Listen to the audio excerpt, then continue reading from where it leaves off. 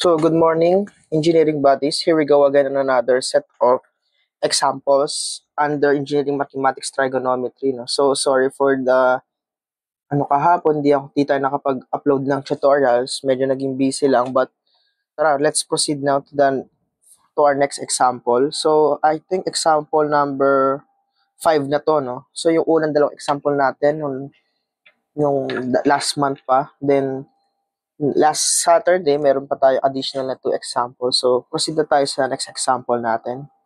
So, tara.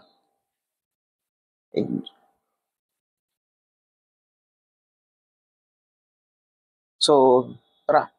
A statue 2 meter high stands on a column that is 3 meters high. An observer in level with the top of the statue observed that the column and the statue subtend the same angle. How far is the observer from the statue? Sige. As I told you, once na mayroon tayong mga ganitong problem, let's try to draw the figure kung ano ba yung sinasad sa problem, no? So, tara.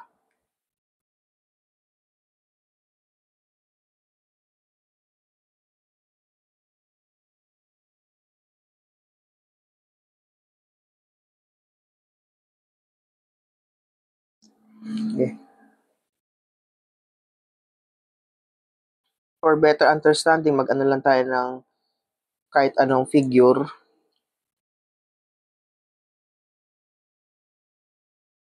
So, meron daw tayong statue. Yan, may statue tayo. Isipin niyo statue yan. Meron daw tayong statue. And then, meron tayong column. Ayan. Palitin pa natin.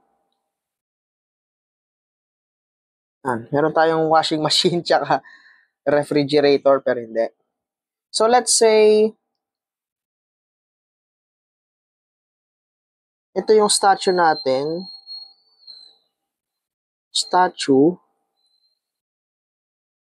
which is, sabi is 2 meters high.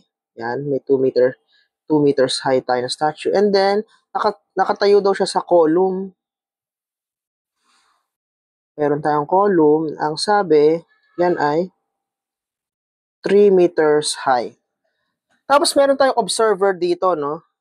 Sasabihin natin siguro, nagsasurvey siya.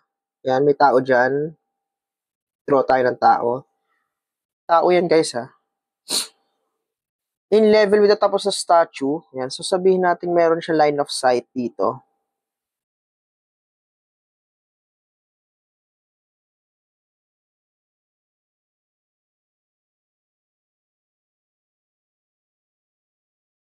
Yan. Ayan. Yan, meron siyang line of sight.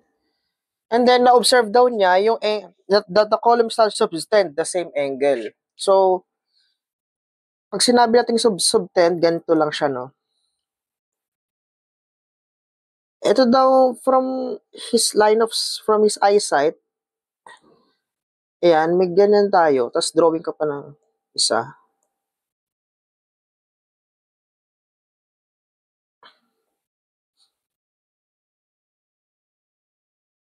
Ayan. So, na-observe daw niya na yung the column subtend the same angle. So, itong, sabi natin may angle ka theta dito, equal lang daw yan. Yan. So, ibig sabihin yan, magkapareho lang yung theta na yan.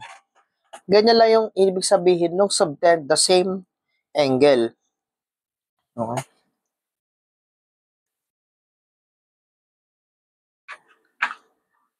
Okay? Ganyan lang yung ibig sabihin ng subtend the same angle.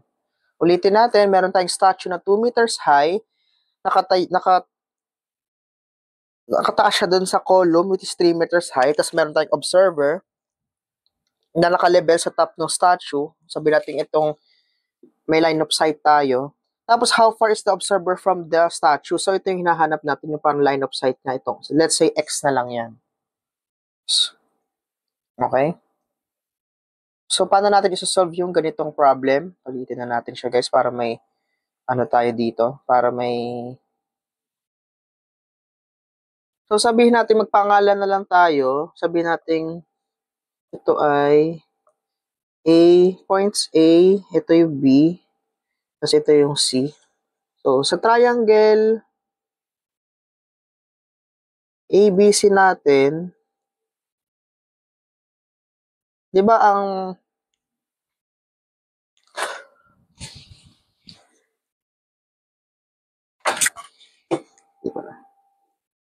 4 points na pala yung gawin natin para mas madalian tayo.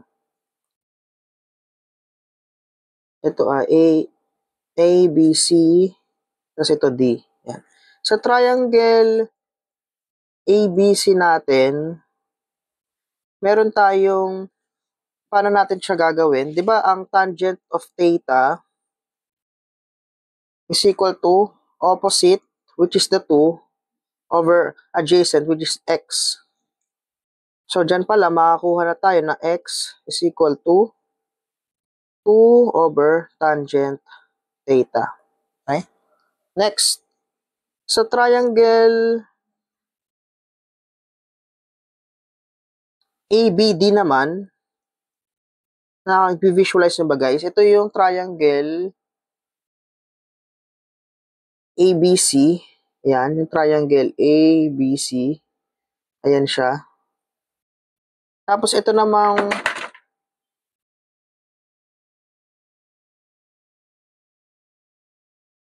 triangle ABD ito. Yan. Ito naman yung triangle ABD. So, sa triangle ABD naman,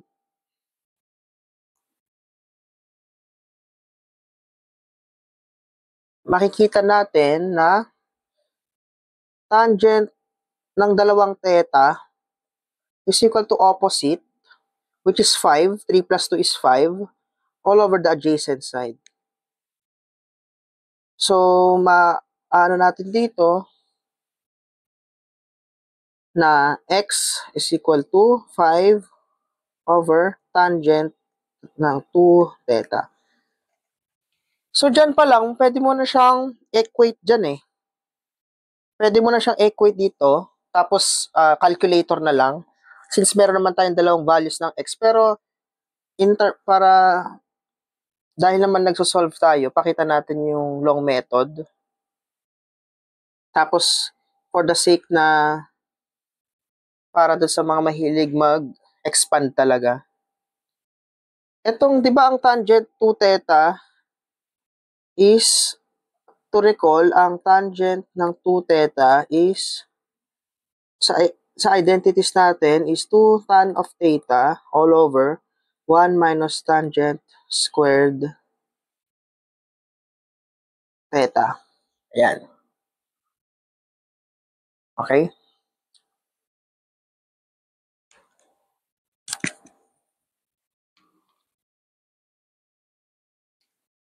So, paano natin gagamitin tong identity na to? So, tara. Di ba alam natin na ang x, so, extend natin dito. Ito na lang. Yan siya nag-umpisa. Alam natin 5 over x is equal to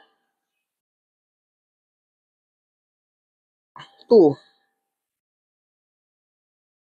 Di ba ang tangent 2 theta is ito? So, for the sake of 5 over x is equal to, ano ba yung 2 tan theta? 2 over x. Pagayan natin to guys, para di kayo malito. Yan. Saan nanggaling tong 2 over x? Di ba ito, tangent theta daw is 2 over x. So, all over 1 minus tangent squared. Tanggalin pala natin.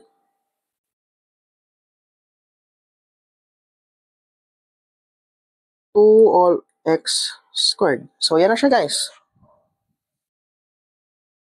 Saan nakuha ulit ito tangent squared theta? Di ba dito from this to tan theta is equal to 2 over x. So, dito pa lang, pwede ka na makapag-shift solve. Shift solve mo na yan. Huwag mo na siyang expand. Pinakita lang natin yung identity for the sake of solving this problem. Pero, dito pa lang guys, pwede nyo na siya yung ginawa ko kanina na kumuha kayo ng relation in terms of x. Yan. Tapos equate nyo na itong dalawa. Pwede na yun eh. Equate nyo yung dalawa. Pero ginawa lang natin yung long method na pinakita lang natin yung identity. So, dito pwede nyo na siyang i-shift solve. Huwag nyo na pahirapan ng sarili nyo. Shift solve nyo na.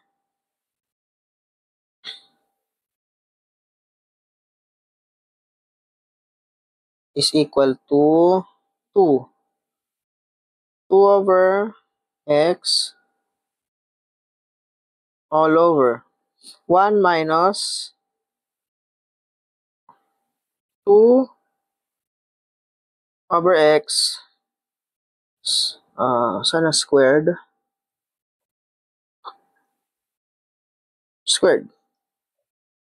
So, meron tayong 4.472. So, disregard nyo na yung negative. So, x is equal to 4.472 meters. Pero in terms of square root yun nandito, so isa-isahin nyo na lang. Pero dahil na-solve ko na siya, 2 square root of 5 ang sagot dyan. Na-solve ko na siya kanina, so 2 square root of 5, which is same dun sa answer natin. So, x is equal to 2 square root of 5 meters. So, yan na yung. So, ganyan mo siya isolve. Okay? Pero sabi ko nga kanina, guys, dito pa lang, pagandahin natin to.